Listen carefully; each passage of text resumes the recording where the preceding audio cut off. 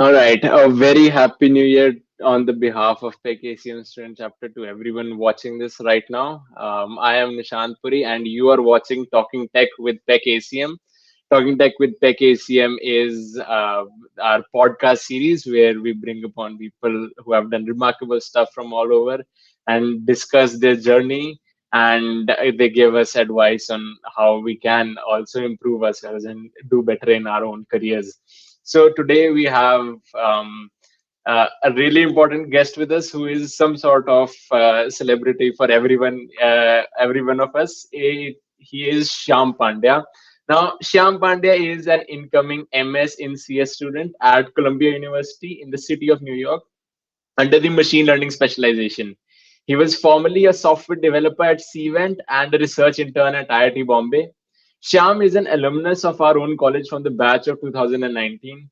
He has held many positions of responsibility in his time as a student, including the Joint Chief Technical Secretary from 2018 to 19. Shyam has some fantastic experience with hackathons as being the finalist in the Flipkart Grid Challenge 2019 and Tata Crucible Hackathon 2019, and coming third in the Indian office for the Global Tech Hackathon conducted under CVENT Innovation Lab 2019. Shyam also received the Institute Color in our college, which is the highest accolade for contributions to technical societies and organizational activities. And well, we have Shyam right here. So welcome, Shyam, on this podcast of ours. Thank you so much, Nishant. I am very elated to be here today. And seeing you We guys grow so much is a wonderful feeling. Thank you so much. We are excited as well to have you on this podcast. So let's just dive right into this interview, Shyam. So that is a lot to start with, that kind of a profile. And this is a question I generally like to start the podcast with. So I will do so here as well. How and when did Shyam Pandya start? Okay, so I walked into Punjab Engineering College as a naive, young, but highly motivated kid to make an impact, to make a move, and make my time over there worthwhile. However, I had no clue what I was going to do, what kind of an impact I was going to make. Uh, Being an international student, initially it was very hard to adjust over there, and I felt like an outsider. But eventually, the clubs, societies, and the people at PEC were so heartwarming and welcoming that I felt like I have been living in that environment since a few years. And initially, I would say attending the orientation was my target to find my motivation, but it went pretty downside because I saw the convener of PECFest hosting and organizing everything over there, and I thought to myself, this is something that I'm meant for. Public speaking is my jam. And then the next day, I see the dance crew performing and everyone hooting and shouting their throats out. And then I was like, no, I think I'm built for this thing. And the next day, I see IEEE presenting and the amazing work that they had done, robotics, and and that just made me even more confused. So I had no clue where to go ahead with that. And eventually, what I did was I enrolled in every single activity that I thought would be interesting and would be my future career or goal, as to say in college. And I decided to experiment with them. And over a period of time, after a year or so, I developed maturity as to understand what was best suited for me. I was a part of multiple organizations, and then meeting wonderful friends, supportive friends, as well as amazing seniors was when I was introduced to the field of computer science in reality, because classes don't really help you get over there, right? So after second year, I had my plans and motives clear as to what I wanted to do with my life as well as in PEC, and I started to build up my technical profile, my technical persona, as well as continuing to enhance my interpersonal skills by organizing as well as being a part of cultural activities. And thereafter, it just kept things kept adding on, the internships and a few opportunities to work on amazing projects with friends and different juniors later on as well. And yeah, I think the second year was kind of a turning point where I had finally pinpointed my career goals, where I decided to pursue a master, as well as I had in mind of what I wanted to do by the end of my fourth year in college. That is pretty good start. So I guess as we go along this podcast, a lot of the first yearites who'll be watching this, they'll get to know as to you need to explore everything. You shouldn't be shy of exploring everything, and everything just finds its way itself, right? You just need to keep exploring. Absolutely. Yeah, yeah. It's pretty Fantastic. daunting in the beginning, and it's highly stressful. You'll be anxious as to figure out what you really want to do. But that's the whole experience as the college life, and you should definitely enjoy those first 2 years of stress as well as freedom. Pretty good point, Sham. So you tend to specialize in the field of machine learning, and well, that is something I guess, you've learned along the way of after exploring a lot of things. So, how was your experience with exploring various fields? As you said, you've explored a lot of fields, and now you'll be joining Columbia University under a machine learning specialization. So, how did Shyam Pandya go from someone who wanted to explore all the varieties to getting himself specialized in machine learning? What was it about machine learning specifically that you liked? And along with this, if you could tie in the answer to how would you guide the viewers watching to explore their field, perhaps? Right.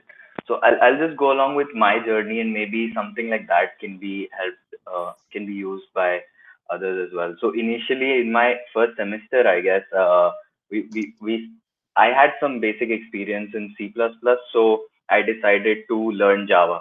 So I think that is the key takeaway that you need to remember in the future, that if you know something, if you've already learned something, do not hesitate to explore your boundaries and move out of your comfort zone. That is something you need to do in your first and second year. That is when you realize what you really like and are interested in. So I started off with a basic Java application, building a railway system and all, and then I was like and then I was introduced to the concept of Android development, which was a very buzz field, I would say, at that point of time in 2015. And I tried developing apps, a little bit of front end and back end mixtures. And then moving on to that, I, I, I read somewhere that Android development has a lot of scope, but majority of the software applications in the world are websites. So one should ideally know how to walk into the web development sector. And that is when I tried to learn HTML, CSS, the standard tutorials that you find on YouTube. That was what I took up as well. And then learned a bit of Node.js and everything. And having learned that, did some projects and all, I wanted to try out something new again, because that was also something that I was done with. And while going through things, I saw that the Andrew Ng's machine learning course on Coursera was super famous at that time, and it was very, very appreciated. So I decided to take that up, and while doing that, I was actually mesmerized with the power that you had in your hands if you uh, use machine learning techniques in order to solve simple yet complicated challenges that not even normal programming can take up, and that was when I started to build interest in that, because my I and then so that was the basis, right? And after that, there was a lecture that I attended where assistant professor, talked about Microsoft Seeing AI platform. So that was an assistive tool for visually impaired people, and it helped them navigate through places. It helped them identify items around them. It helps communicate with them, and that it touched me deeply. And that was when I realized that it's an extremely powerful tool, leveraging AI to help and build a better and bigger community. And ever since I have tried to, worship that goal as to being able to someday make an impact on a large scale. And since then, I have tried to improvise, and learn new things in that domain. That is something really fascinating. So, and that I guess reflects through your own profile. So, for everyone, Shyam's LinkedIn is linked in the description. You can check it out, the projects that he's made. I guess that reflects in your own profile as well. So, if you could just tie in the answer as we go through the podcast as to how does that build up your own profile for getting into a university abroad, perhaps. So, how does this whole concept of yours tie into that? Yeah. So initially it goes with the motivation. So it all starts with the why. So why do you really want to pursue a master's? There are very different reasons for people. For me, it was because I thought that I haven't experienced college life. I haven't gotten the best out of teaching at PEC. That's what I personally felt. And I realized that a few of my friends who studied abroad, they were doing wonders in their classes, and they were way ahead of where my thoughts ended, their project started. So I felt like I needed more exposure.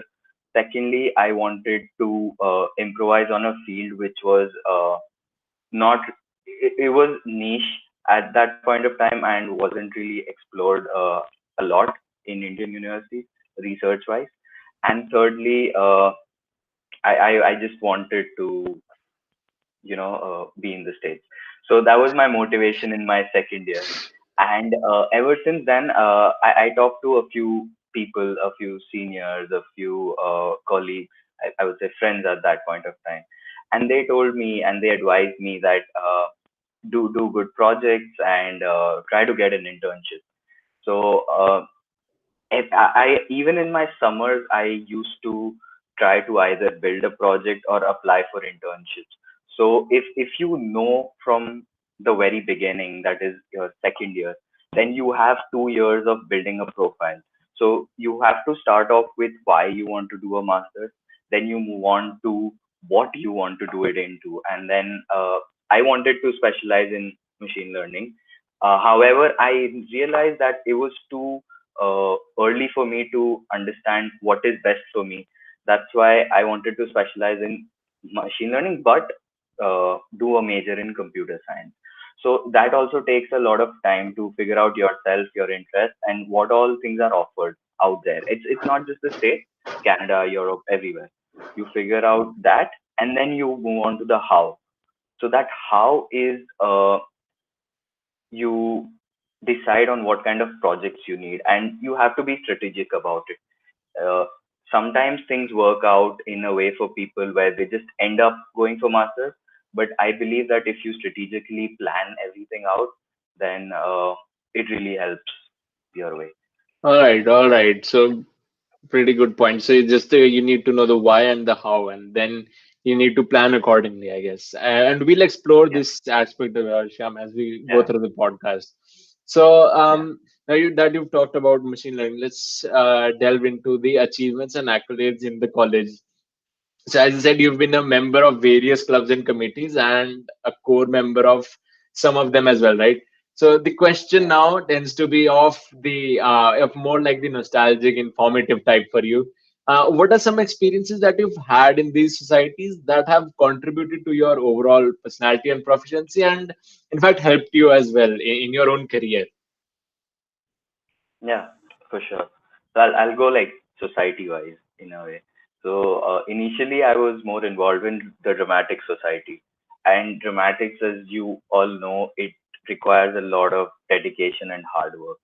So there used to be long 1 to 2 to 3 hours of practices, and you need a lot of endurance to be able to be a part of that practice, as well as come back and have the uh, stamina to do something else as well, right? So initially it was very, very hard, and then but it taught me how to manage my time, and it taught me how to stay motivated, to stay fit as well. And SASC was I was initially involved in public speaking, and then it just moved on to event organizing. So event organizing is a very undervalued experience that people aren't aware of.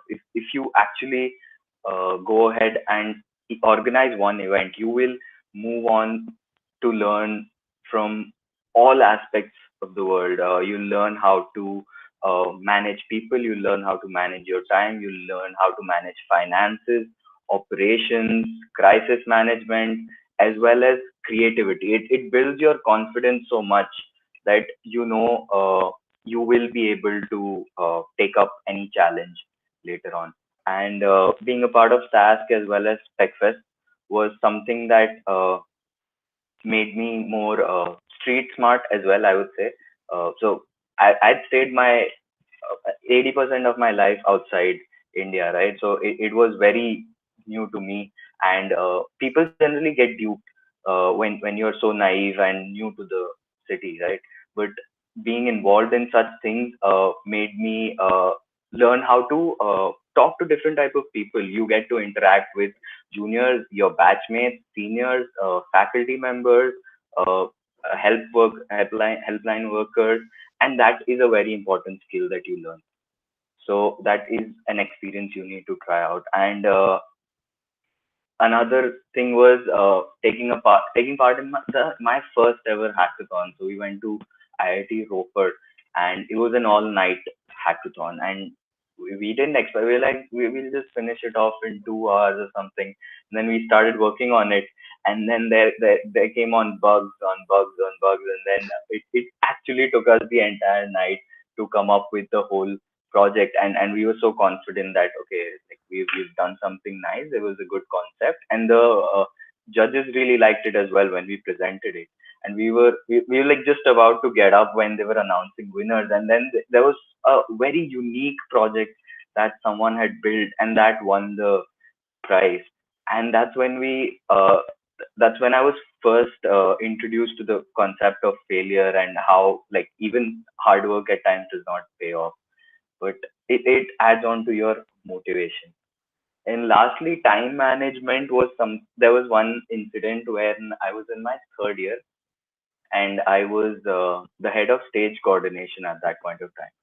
So I introduced myself. I compared for a while for the orientation. And just after that, I had my dance performance lined up. So I changed on to my costume, and then I went on stage.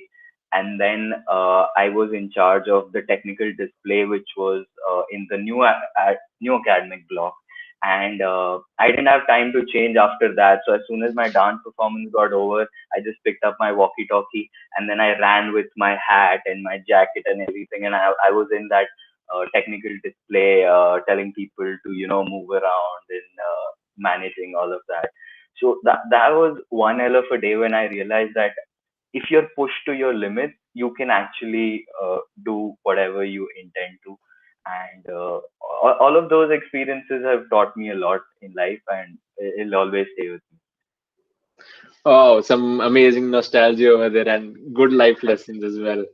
So, Yeah. all right. So, now I guess we've explored a good part of your, and I guess joining clubs and societies itself enhances your personality to different levels that you do not know at first, but then it keeps on adding to your own profile. And then when you know you're you're on an interview and they're giving life lessons, fantastic life lessons to everyone, which is a really good thing.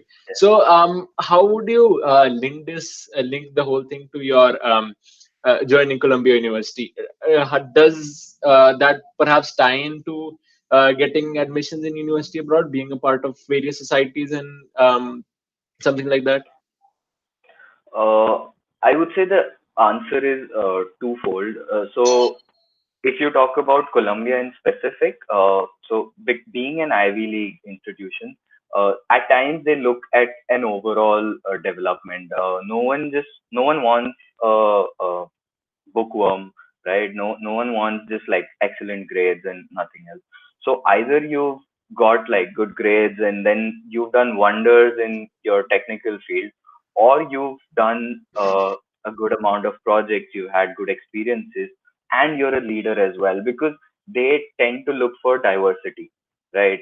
They don't want everyone to be the top 1% of their college in terms of academics or brilliance. They want people who can, be entrepreneurs, so that they could put up on their alumni board that this student of my university ended up founding this particular college, right? So an overall experience is definitely something that they look for. Although not just being I think leadership position is something that I would focus on, and getting that leadership position in college is, comes with being an active member of a club, right? So you should definitely, if you're interested in, I was from day one, I wanted a leadership position in college. So that's what I worked for, because I knew that was the right fit for me. And I think that helped me in my application for Columbia, and it sure will for others as well. Pretty good. I guess the viewers should also take notes from this. And once the whole podcast is over, we will make separate timestamps so you can reference these particular moments of the whole podcast. Okay, so now let's go into another part of your profile, which is you being an SD intern as well as a software developer at CVENT.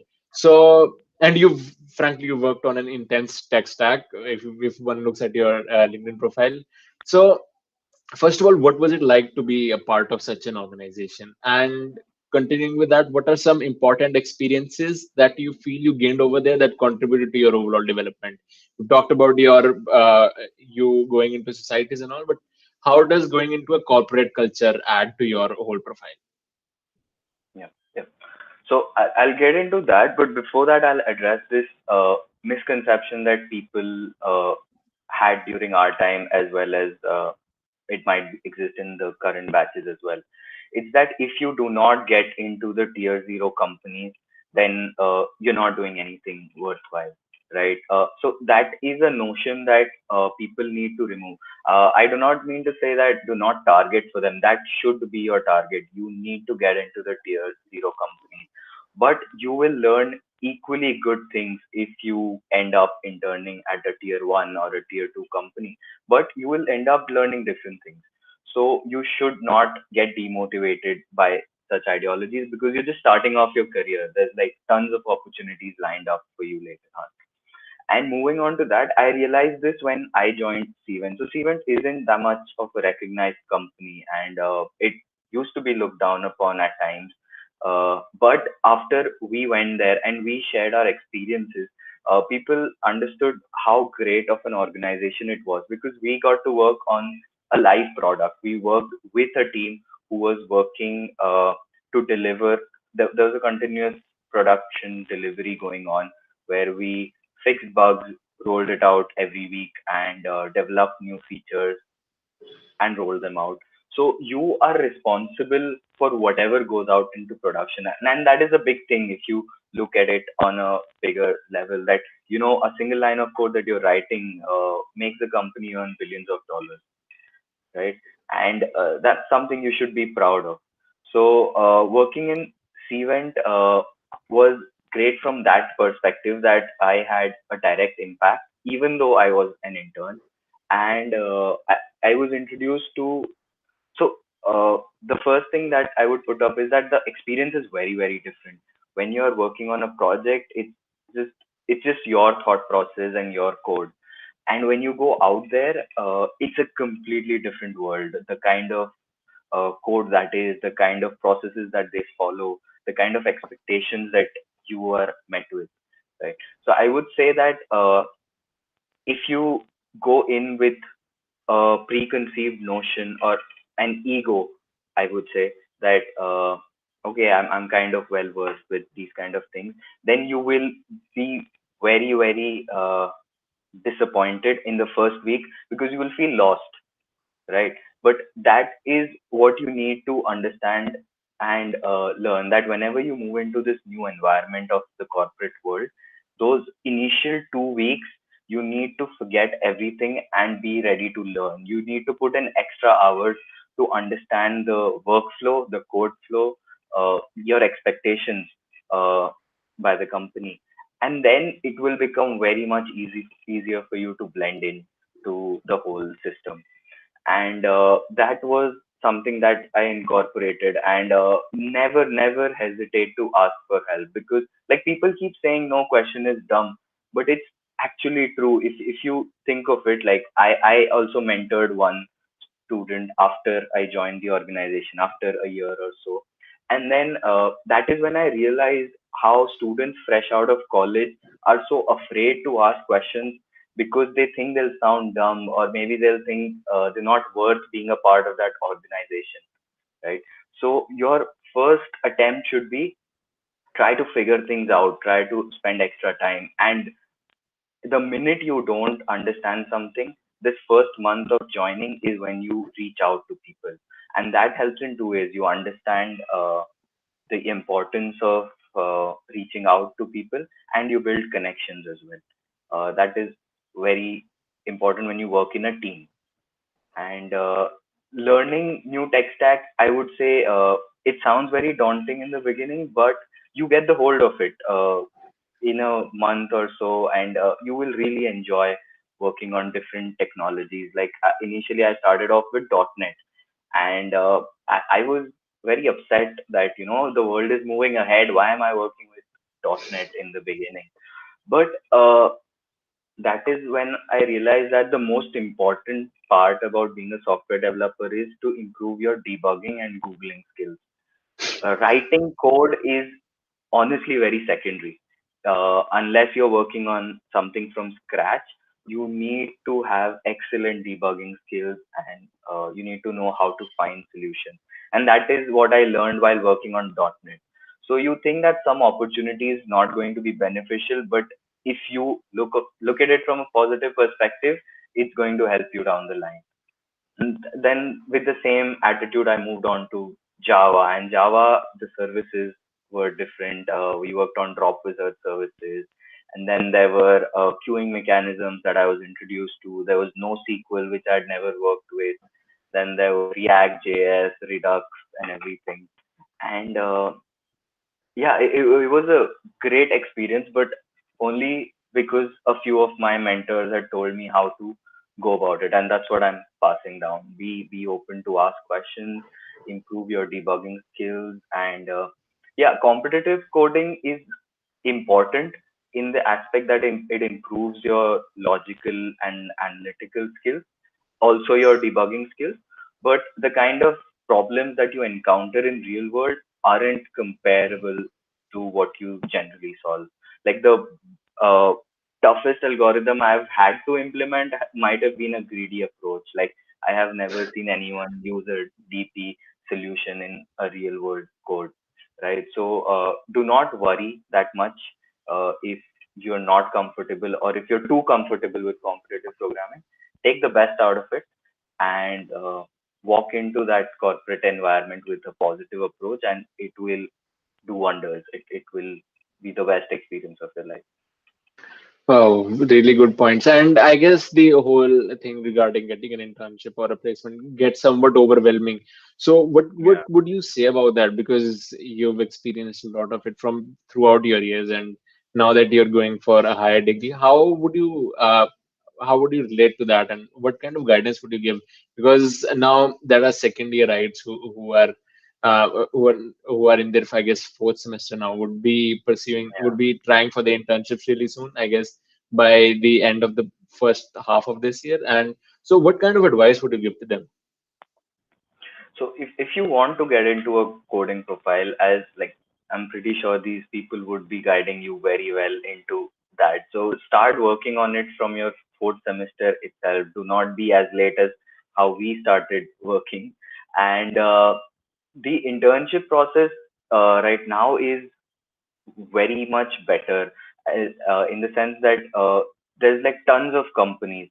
So initially, do set a mind and target onto what kind of company you want to work with, because it's not just getting into any company, because you'll get a good package, maybe for a year or so you'll be happy, and then you'll just be disappointed with the kind of work you're doing, right?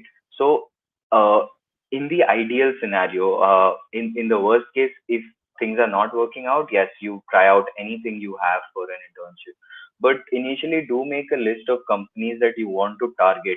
Look out for those questions, the previous year trends for those companies on Geeks for Geeks Lead Code, and see what kind of expectations they have. Check out Glassdoor, check out those companies' reviews and all. You won't need it for FANG companies and stuff, but for other companies, do check out their reviews, because it is about your career. And once you start off, it is not that easy to move around. It takes a lot of effort, and transitioning is difficult. So initially, instead of just trying to get in anywhere, try to focus on the kind of place you want to settle in, the kind of work culture you admire, and then prepare accordingly. And then that preparation will help you in other companies as well. That's for sure, right? And you need to be very. I know it's easier said than done, but you need to stay positive at the end of the day. I have seen brilliant developers, brilliant coders, not being able to get into some companies which they are definitely worth for, which they deserve to be a part of. And yet somehow, maybe destiny, maybe fate, maybe luck, whatever it is, they end up somewhere else. But that should not dishearten you, or maybe rejection should not dishearten you. Some people have it easy, some people don't, but you need to keep on trying, and eventually you'll get there. Internship nahi to full time placement nahi to there's a lot of years left in your career. You can definitely be in that company that you want to be, if you're actually passionate about going there. All right. I guess a lot of people will need this advice and genuinely use this advice, because this is actually where you've experienced a real perspective, and that is coming from Yeah, you. So thank you for that. Now, no, there are some people from our own college who will be joining as interns at CVENT. So, yeah. based on your experience, how would you guide these people who are currently joining as interns? What kind of mentorship advice would you provide them? Right now, the most important part is to stay connected, because you're not in the office. Generally, staying in office helps build connections, helps build rapport with your team as well as other members of the organization. But it's very difficult to do that over uh, Zoom calls, I would say. And that is why you need to be actively involved in every single meeting. So software development isn't just about writing code. It involves a lot of architecture design meetings. It involves scrum ceremonies. It involves a lot of I would say discussions even while developing, right? So you need to talk to your team leads, your subordinates, and apart from building a professional network, you should try to build a personal relation as well with people. Try to be interested in their lives. Try to open up about your life, and so when you will start off again, hopefully by June, I say, you will not feel alienated when you join the office, and that is a very important thing, and meetings especially. And that is a personal point of view. And from a professional perspective, I have seen people who have done great things in their office, but their managers don't have a clue about it, right? So I'm not asking you to show off, or I'm not asking you to brag about the kind of work that you've done, but your leaders, your seniors, your teammates, your managers, they should be aware of what you're doing, of what kind of efforts you're putting in. If you're putting in like 12 hours a day when you're supposed to put in 8 hours, they should be aware about it, so that they know how dedicated you are. And that, ideally people don't say that, but this is the real world and this is how you will survive over there. Because first 2 years you'll be like, okay, I'm developing, I don't care. And then third year you'll be like, oh, I need a promotion, oh, I need an increment, how do I do that? People won't recognize your efforts since the past 2 years. You won't be easily getting a promotion, right?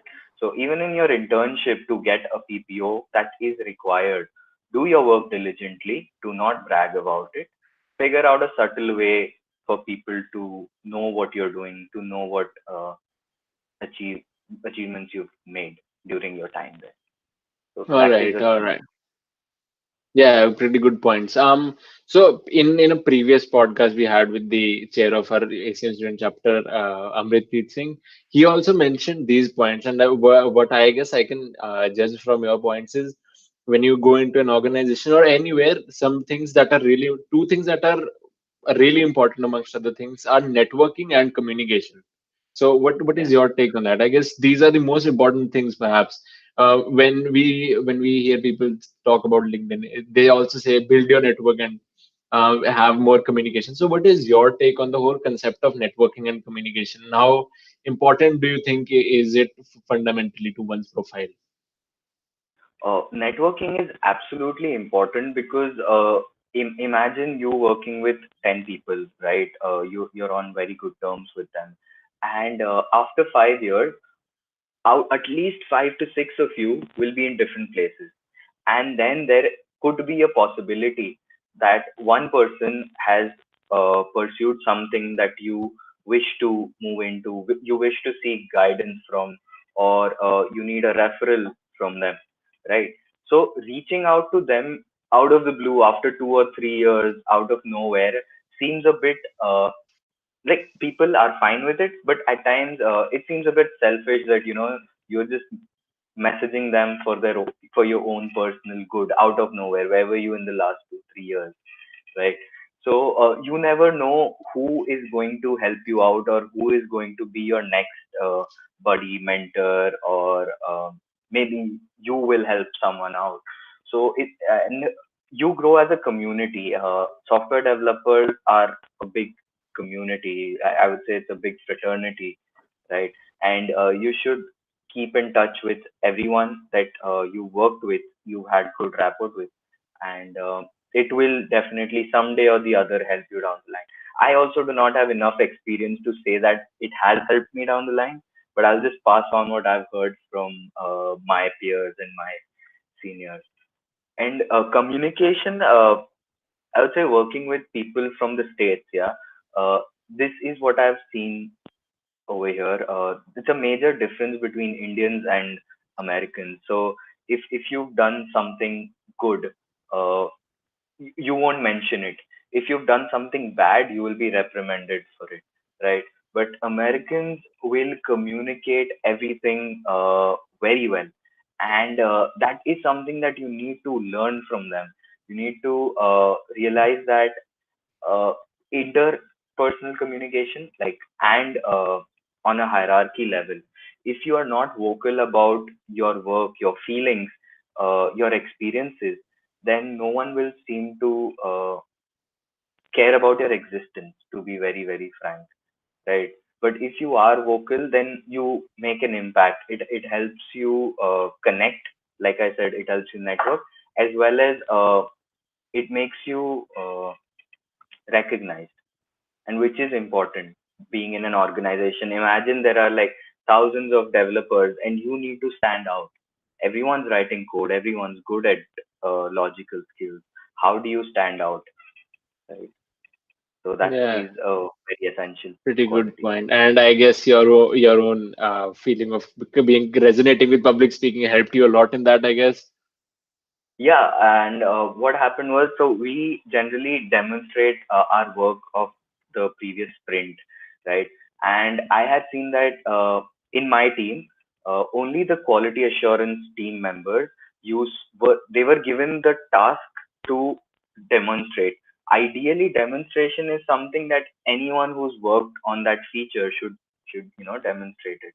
But there was this trend where developers were too shy to talk. They'd just do their work, finish it off, and they'd let the quality engineers go ahead and demonstrate everything. And this demonstration is in front of stakeholders, people in a very high hierarchy from the States, India, everywhere. Yeah.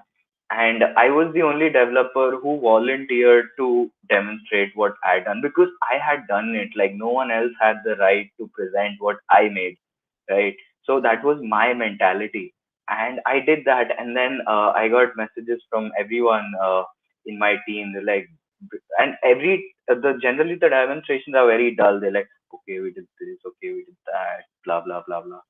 I just brought in a blend of a theme in it, and I tried to keep it interactive as much as possible. And then everyone loved it. And then every time there was a okay, it kind of backfired at me. I had to demonstrate every time, but I enjoyed it, right? But at least what you can do is when you work on something, make sure you go ahead and demonstrate that.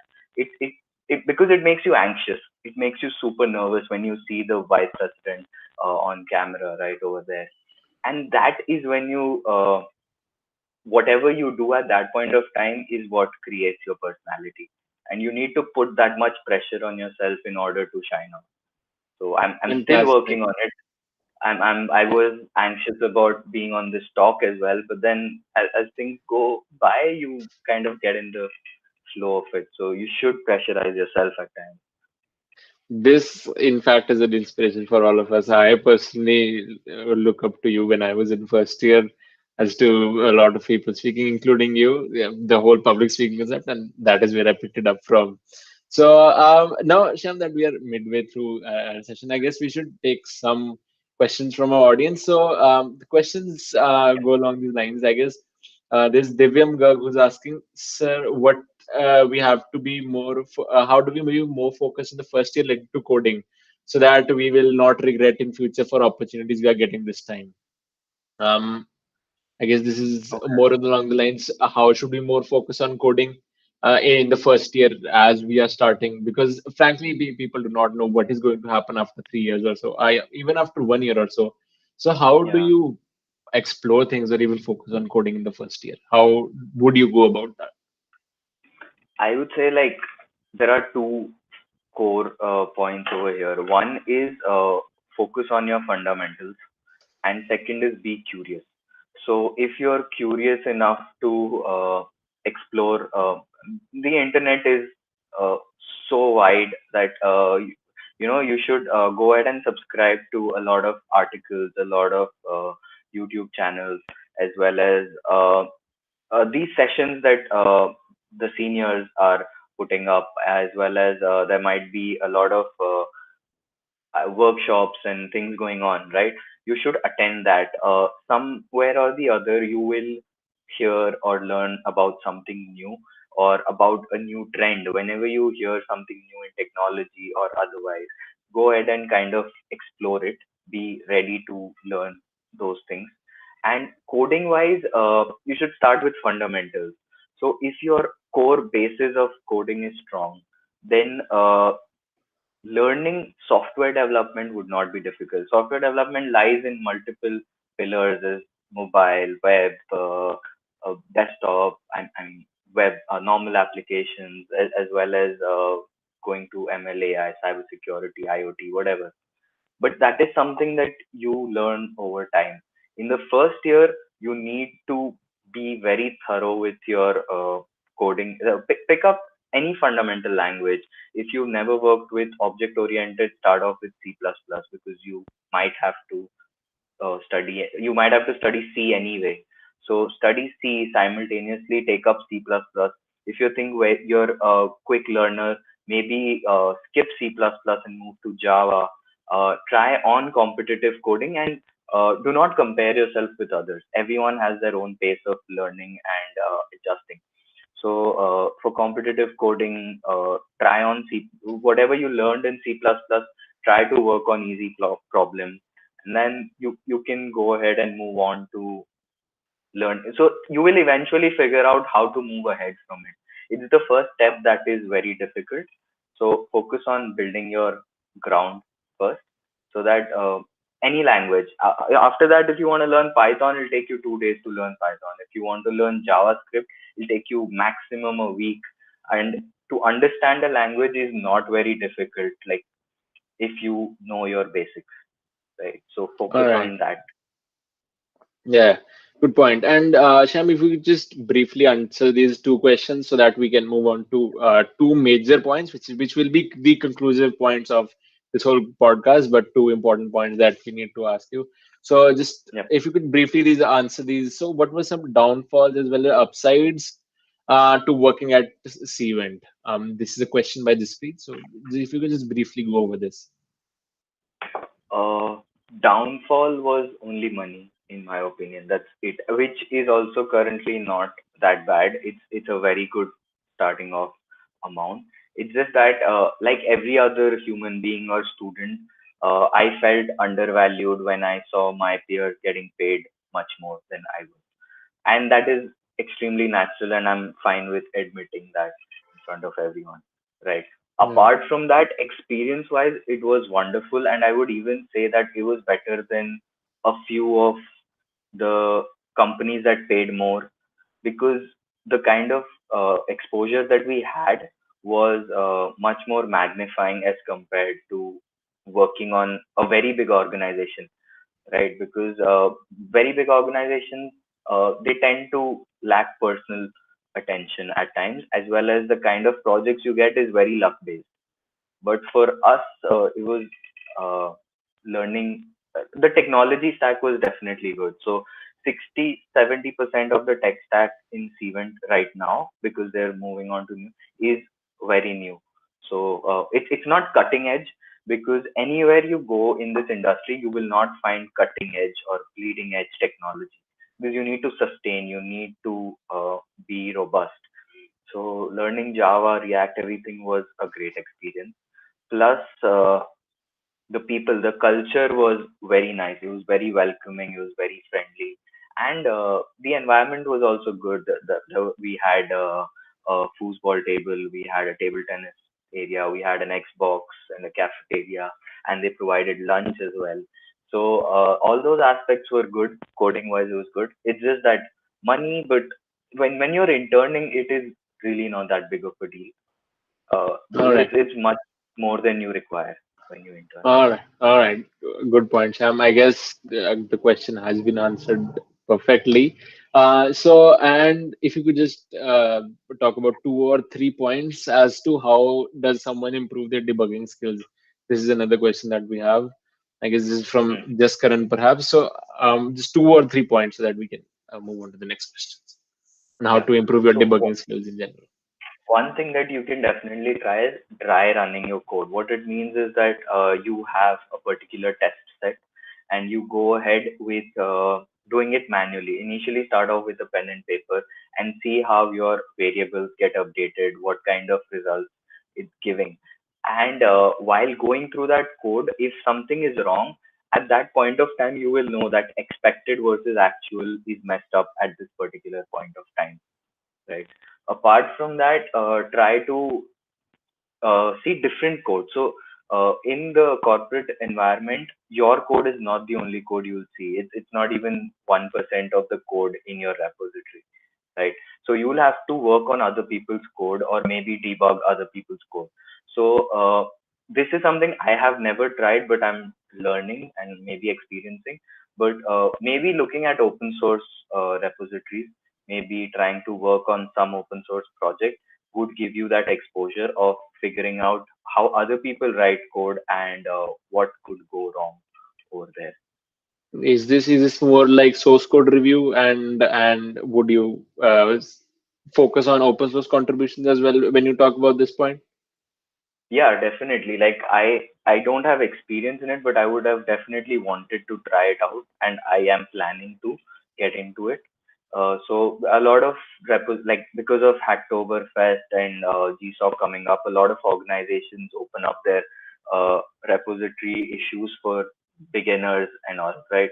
So maybe like clone the repository, try to understand the flow of the repository.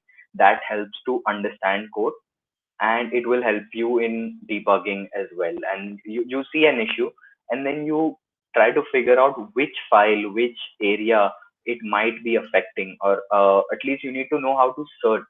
You need to know how to So the issue might, the logger might have said XYZ issue, and then there's some keyword that the logger mentioned. Now there is at least one place in the whole repository where that log would have been mentioned, right? So if you can figure out where that issue was logged and before that what all steps happened, that is somehow you can get to the core of it. So All right. maybe trying out open source will help in that. All right. Really good points. And APEC ACM in itself has some plans to regarding open source as well, which will unfold as the days pass. So now, Shyam, let's go to another, which is a fantastic aspect of your profile, which is your research intern at IIT Bombay. Now, Yeah. this is a remarkable achievement in itself. So, let's go by this part by part, where if you could just briefly answer these questions that I'll pose you, so that, and if due to shortage of time, I'll have to go over this quickly. But if anyone has Yeah. any doubts regarding this, they can definitely reach you on your on your LinkedIn handle, right? Yeah, definitely. All right. So, tell us about, first of all, how do you apply for research interns? How do you apply for your IIT Bomb research intern? And secondly, how do you apply for research interns in general? Okay. So my case was a bit unique because I had reached out to Professor Divya in order to get this research intern. So during her class, I was already looking out for a few research intern opportunities, and I had applied to places. And while her lecture, I came across this professor, and then I checked out his work and everything. And then she mentioned that she works with him very closely on a project. So I thought there was no harm in giving it a shot. And then I asked her, can you ask uh, sir if he's available for a winter internship, because it's very very rare to find one. No one generally takes interns. So all they said was, we will not be able to pay you and you'll have to manage your own accommodation. I was ready to take that up because for me that experience was what I wanted. So I decided to move ahead with it without any second thoughts. And that's where I say that networking helps. So I was on good terms with Professor Divya, and that is one of the reasons why I might even have gotten this opportunity to study abroad because of the research intern at IIT Bombay. So you never know who comes and helps you out at an important point of your time. But in general, there are a lot of programs. Summer programs, you'll find tons of programs, and then there's a GitHub repository. I'll see if I can find it, where they have mentioned a lot of links of summer programs in India as well as abroad for Indian students. And you have to do extensive research in order to find these programs in the first place. And then generally, if you're applying, you need to reach out to those professors with your resume and your interest. You need to show how passionate you are about the work they are doing, and if you have any idea about an enhancement or a project in mind, you can add a proposal for that as well in your email. And All for right. that, So, you should ideally go through their research papers and their website. That is a must. yeah. So, how would this, Shyam, how would this tie into some prerequisites that are required for getting a research intern? These, along with these points, as you've said, contacting researchers.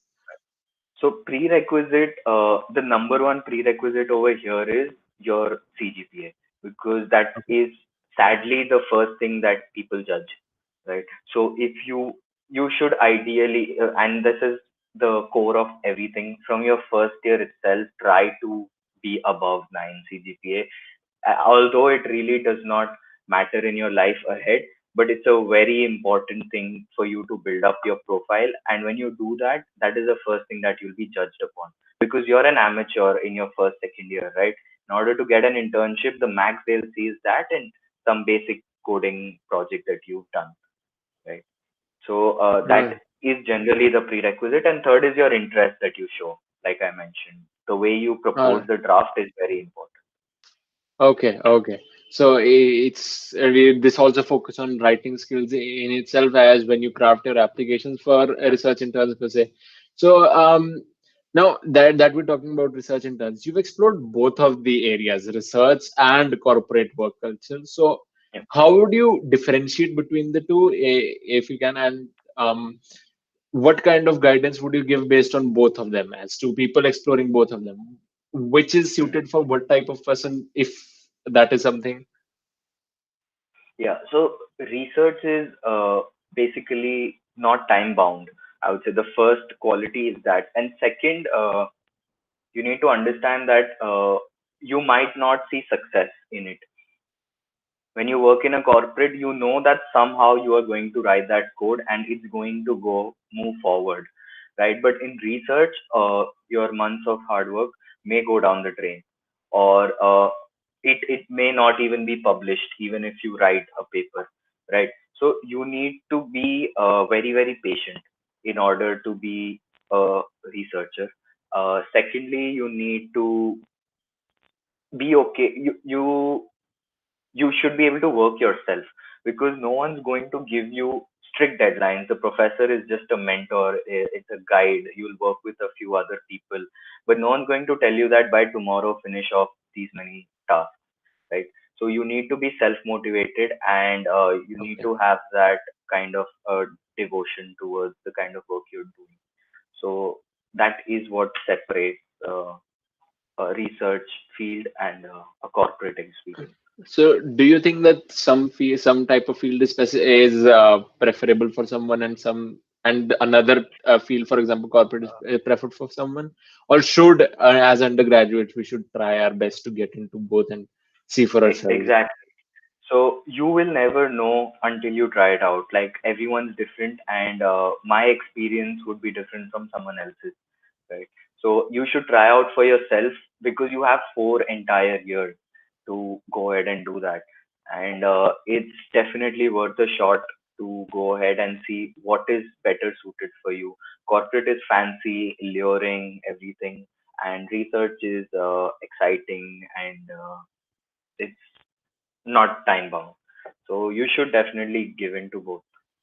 All right, good, amazing points here. So, now, in tandem with the previous questions, how would you advise our viewers to perhaps pursue research in terms of internships? And just to know what exactly goes into researcherships, could you briefly talk about what do you work in your own research internship, what you worked on, and how you went about it, and then giving guidance as to how should one pursue, or how should one contact professors or stuff like that. Right. So initially it was understanding the code that comes over there as well. It was code written by a few alums of IIT Bombay who were a part of that project.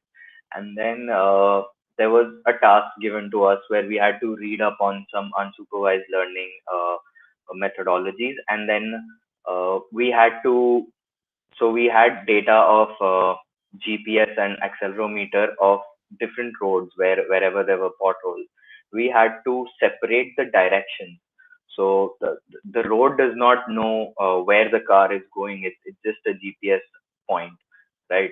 So somehow we needed to differentiate the route. So first it's bidirectional, then the road can even be four directional or even multi-directional, right?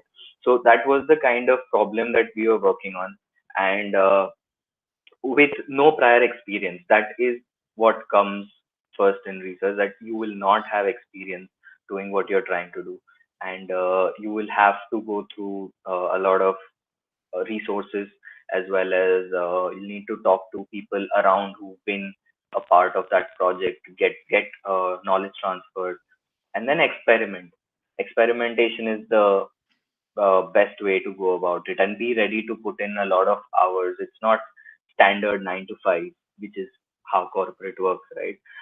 At my research internship, there was times I left the lab at 2 a.m. as well over there. And the best part about that thing is that there were people who were roaming around over there at IIT Bombay. And that's the difference in the culture and environment that you see at these organizations. So it's a must have experience, in my opinion. And getting in touch, like I said earlier, please maintain your GPA very well. It's very important, even for masters. And I didn't do that very well initially, and it kind of backfires at times. but things worked out for me, and it will for everyone. But do maintain it very well. And secondly, don't restrict yourself to one. Okay, I want to go to IIT Bombay because it's the best. This is not JEE mains that you need to go into the best program. You need to experiment different professors. All big institutes have very good professors. Apply to multiple people because hardly people reply, especially professors. They don't tend to reply that easily.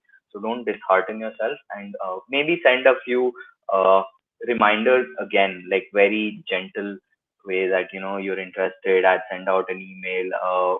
Kindly, consider me for this, and use a mail track. So the mail track free Google Chrome extension is pretty helpful. So you will know when that professor saw the email. And the most important thing is send it out at 8 in the morning, or even try out 6:30 or 7 a.m. in the morning. Schedule it. You don't need to wake up for it. Gmail is pretty good for that. And because that people, what they do is they read their email first thing in the day and the last thing in the day. If you email them in the middle of the day when they're in lectures and anything, it's going to be dumped right below and they'll never reach the email. All And right, all right. lastly, the subject should be very direct. It should be appeal. Don't make it fancy, appealing, completely unrelated, so that that won't work. It should be related to what you want, but it should be to the point. The subject should exactly mention what your email body should have, right? So For do sure. that. All right.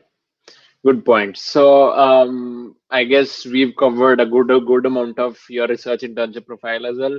Now, just moving to the final aspect, I guess we've covered it throughout the entire podcast, and now I just like to focus it on more, and then we can conclude the whole podcast. So, Yeah. talking about you are an incoming MS in CS student at Columbia University. So, just give a brief description of to us about how does the whole preparation work out for something like this?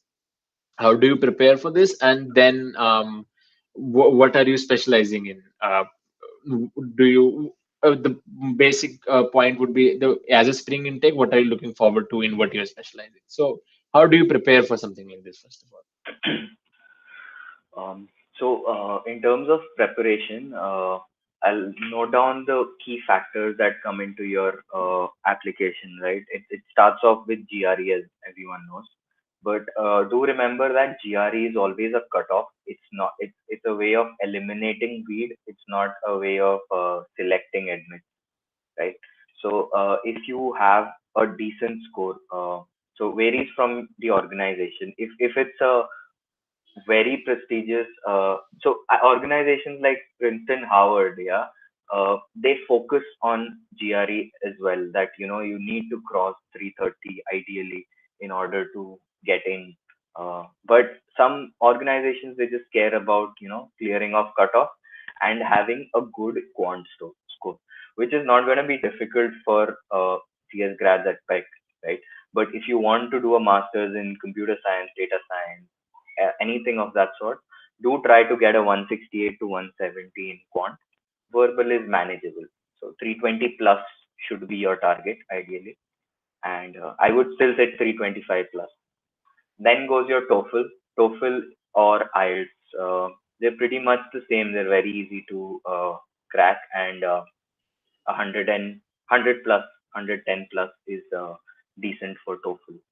The most important aspect of your application is your statement of purpose. That statement of purpose is what wraps your entire profile together, and that is the first thing that those reviewers see. If that seems interesting, then it moves ahead with the process, right? So you need to be very careful about what you want to put into those 800 to 1000 words, which is going to define your future over there. So you need to be creative. It's not similar to undergraduate essays where you uh, talk about fantasies and you talk about different fictional things. You have to be straight to the point where you talk about your uh, capabilities, your work, your experience, how it has helped you, and your motivation. Why do you want to pursue masters? Why at that particular university? And what are your future goals? So somehow you need to tie everything that XYZ experience in my past led me for me to want to pursue this, and my pursuing a master's over here is going to lead to making a better career for myself in the future. So it should all be connected. And over All there, right. mentioned 2 points about your, so it could either be work experience or projects or research or anything that's fascinating and that they want to know, right? All right. So Good that's points. I guess the our own student chapter would love to have you again for a special session. We'll just talk about GRE and preparing the whole thing and applying for yeah. universities abroad. We'd love to have you with that. So now, I guess my final question would be from along this set of questions only would be how would you give some guidance to people who wish to pursue this sort of a thing? And what are you most excited about as you are joining in this the spring of 2021? Uh, so one, which is like a global advice, right? Network and communicate very well.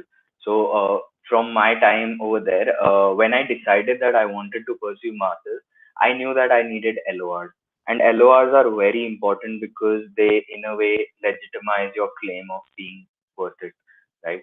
So I decided to work on projects with different faculty members so that I know that they have something to write about me. Ideally, if the professors only taught you something, the LOR is not substantial. So uh, please go ahead and try to interact with professors, build a good rapport with them, try to work on projects with them. They are uh, sometimes more than happy to take in first and second year students to do their dirty work in project. Like there are initially you are supposed to work from ground zero and do some very basic work, and that is when you will be involved in bigger and better projects when you move ahead in your years. So that is something that I have tried. I tried to inculcate in my fourth year, but could not do that. And I would recommend that you should start involving yourself in department projects in from your first year itself, because that will teach you how to code, how to build projects, as well as you will build a good network with your faculty members. So I did one project with Sanjeev Sofat sir, one with Divya ma'am, and one with Bhatia sir, as well as one with Padmatia. So when I had to apply, I had option, and I had legitimate reasons to ask them for LORs. Otherwise, those LORs are very simple and blank, and which bring down your application. Otherwise, it shines your application, right? All right. So, like I said, strategize. So when you're in your first year, you need to strategize how to move ahead with your years. And what I am most excited about is being a part of that multi-diverse classroom, being given the opportunity, which is indeed very difficult, somehow to get into a research project with 2 3 professors that I like. There's some excellent work going on, self-supervised learning, computer vision, and HCI. So that is something that I'm looking forward to, and most importantly, New York City, living there, and it's in a way the most motivating city in the world. So I will pretty sure figure out what I have to do later in my life once I get there. That's what I look forward to the most. Fantastic, and all the best to you for your journey ahead, Sham. So Thank you, this guys. has been a fantastic session, getting a lot of knowledge from you, and we'd love to have you on for more sessions and more interactions like these. So thank you so much for coming on this podcast of ours. Thank you to the audience as well who was viewing this. If you liked our content, then please do share it and like and subscribe to our channel. And you can find Shyam's contact, his LinkedIn handle in the description below. So thank you so much and have a fantastic day and a very happy new year ahead. Yes. Thank you so much, guys, and thank you everyone who attended.